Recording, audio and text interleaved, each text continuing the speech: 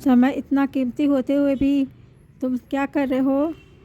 स्वरा भास्कर की शादी के ऊपर चर्चा कर रहे हो, आलिया भट्ट के ऊपर चर्चा कर रहे हो, बीजेपी, कांग्रेस और अन्य सम पार्टियों के ऊपर चर्चा कर रहे हो। कहीं जैसे भी मशीन से खुदाई चल रही है वहाँ 2-2 3-3 घंटा देख रहे हो कैसे खुद रही मशीन, और कहीं और लड़ाई झगड़ा चल रहा है वहाँ उनका लड़ाई झगड़ा देखते हुए टाइम पास कर रहे हो।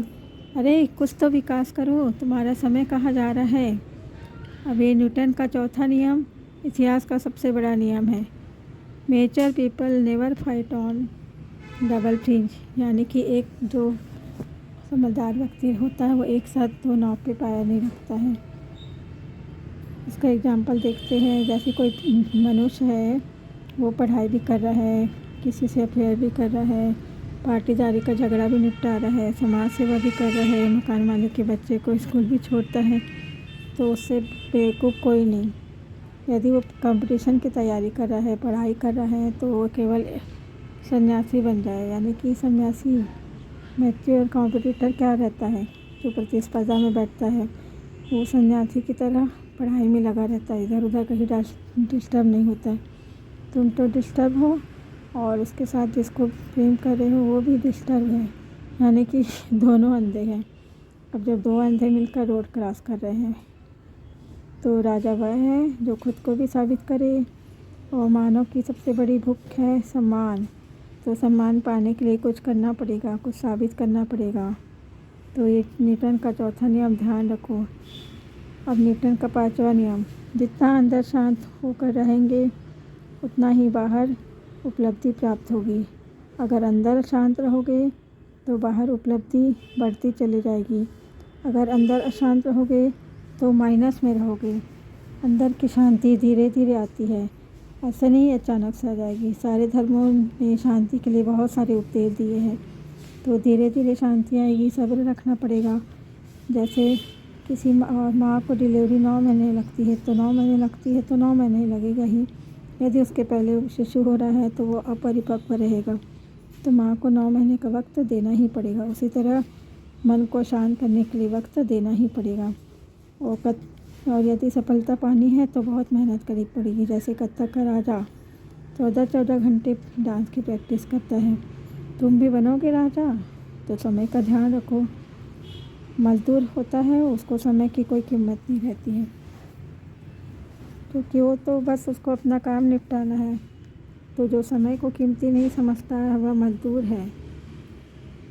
अरे आपको यदि अब पढ़ने में मन नहीं लग रहा, विद्यार्थी हो, तो आप थोड़ा देर कहीं टहल के आ जाओ, उससे शरीर स्वस्थ रहेगा। या कहीं अच्छी नॉवेल की किताब पढ़ लो, गीता पढ़ लो, कुरान पढ़ लो, गांधी जी की किताब पढ़ लो, स्वामी विवेकानंद किसी की भी किताब पढ़ सकते हो।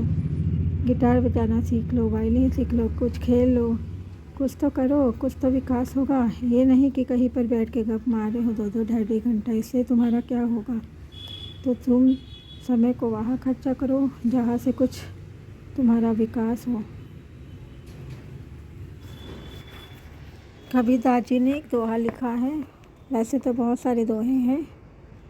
बालपन बोले गया और जुआ महामंत, वृद्धपने आलस गयो चला जरनते अंत। बस ये दोहा इस बात पर प्रकाश डालता है कि व्यक्ति जीवन यूँ ही गंवा देता है। जीवन के विभिन्न चरणों में अलग अलग बंधन में बंधा रहता है और समय इसी प्रकार बीतता रहता है। अंत में व्यक्ति अपने जीवन के अंतिम चरण पर पहुंच जाता है। तब वह पीछे मुड़कर देखता है तो पाता है कि उसने सारा समय नष्ट कर दिया है। दोहे की पहली पंक्ति में कबीरदास जी कहते हैं कि बालपन अर्थात बचपन अबोधता में बीत गया। बाल्यावस्था में मानव भोला होता है, खेल कूद, हंसी मजाक, आनंद मगर विनोद में, लाड प्यार में ही उसका सारा समय बीत जाता है। युवावस्था में प्रवेश करने पर व्यक्ति मोहम्मद यानी कि सांसारिक विषय की प्राप्ति में लग जाता है। परिवार, समाज इत्यादि के बीच ही जवानी बीत जाती है। और जब वृद्धावस्था आती है तो युवावस्था में उसने जो श्रम किया था उससे शरीर थक जाता है और आलसी बन जाता है, और आराम में ही उसकी वृद्धावस्था बीत जाती है। और जब अंत समय आता है तो शरीर चिता पर जलने के लिए तैयार हो जाता है। इस प्रकार मनुष्य का पूरा जीवन यूं ही बीत जाता है। तो अपने समय को किसी अच्छे काम में लगाओ। यूँ ही नहीं बिताना है समय। एक कविता ही है समय के ऊपर। एक पल जो बीत गया कभी न लौट कर वह वापस आता। समय पर इसका महत्व कोई न जान पाता। समय पर इसका महत्व कोई न जान पाता। एक बार निकल जाने पर दोबारा बहुत याद आता। एक बार निकल जाने पर दोबारा बहुत याद आता। सबसे कीमती यह धन खरीद पाए न कोई। एक बार जब शुरू हुआ फिर कभी न रुकने पाए।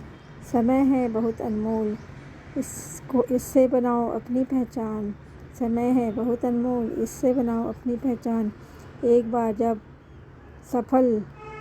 सफलता तुमने पा ली, एक बार जब सफलता तुमने पा ली, फिर कभी न होगी तुम्हारे पास कमी। समय से ना करना कभी समझौता, समय से ना करना कभी समझौता। यह कभी नहीं किसी की सुनता, यह कभी नहीं किसी की सुनता। न जाने ये कब दे धोखा, इसलिए हर पल उपयोग में तुम लाना, हर पल उपयोग में न तुम लाना। समय की घड़ी टिक टिक करती जाए, किसी के लिए ना रुकने पाए, किसी के लिए ना रुकने पाए। नमस्कार दोस्तों, मैंने भी समय बचाने के लिए दिन भर स्कूल में ड्यूटी करी। उसके बाद रात में ट्रेन का सफ़र किया। ये मैं जबलपुर जाने के लिए रेलवे स्टेशन पर खड़ी हुई हूँ। तो मैं जो कहती हूँ अब पहले अपने ऊपर लागू करती हूँ, क्योंकि मुझे ऐसे ही बोल देना अच्छा नहीं लगता है। और ईमानदारी उसी में है, जो आप करते हो सब उसी को ही आप बोलो तो उसका असर ज़्यादा होता है। तो सभी लोग समय को बचाने का प्रयास करें, अपने समय को किसी अच्छे कार्य में, अपने विकास में ही लगाएं। भले ही आपके पास करोड़ों रुपए होंगे, आप ज़िंदगी भर आराम से बैठकर उस पैसों से अपना जीवन यापन कर सकते हो, लेकिन ऐसे जीवन का क्या फ़ायदा। इसलिए अपने समय को अच्छे काम में लगाते रहो और उस पैसे को हम किसी ऐसे व्यक्ति को मदद करने में लगा सकते हैं जो कार्य करने में अक्षम है। तो देखो, पैसा कमाना से ज़रूरी नहीं है कि वो व्यक्ति स्वयं के लिए ही खर्चा करने के लिए कमा रहा है।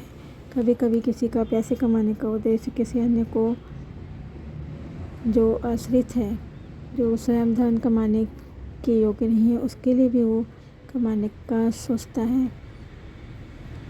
तो मैं यहाँ पे ट्रेन में बैठी हुई हूँ। यहाँ पर मैं समय को बचाने के लिए कुछ अपनी पुस्तक भी लाई थी, धार्मिक पुस्तक, जिसे मैं पढ़ रही।